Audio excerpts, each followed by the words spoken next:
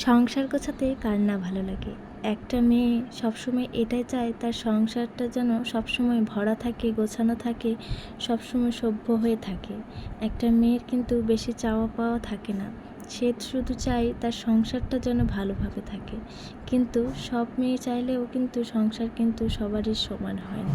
ওই যে কথায় বলে না, একসাথে বাসন থাকলে ঠোকা লাগলে আওয়াজ হবে, ঠিক তেমনই সব সংসারে প্রায় খুঁটিনাটি লেগেই থাকে। তা বলে এটা না যে সংসারটা ছেড়ে চলে যাবে বা সংসারটা দেখবে না। কিন্তু একটা সংসার তখনই সুখের হয় যখন সেই সংসারে সব মানুষই একে অপরের সাথে মানিয়ে গুছিয়ে নিতে পারে।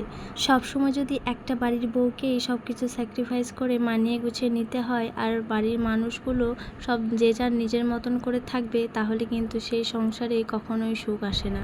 জানো তো, কখনো কখনো একটা অট্টালিকা বাড়ি থাকলেও কিন্তু সেখানে সুখ থাকে না, কারণ সেখানে তো কোনো ভালোবাসাই থাকে না, সেখানে শুধু একে অপরের উপরে হিংসা থাকে।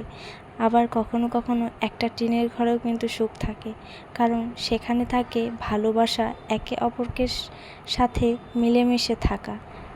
এই যে দেখো, আমাকেই 5টা বছর হয়ে গেল বিয়ে হওয়া, এখনও পর্যন্ত নিজের ঘরটাই আমি ঠিকঠাকভাবে সাজাতে পারলাম না।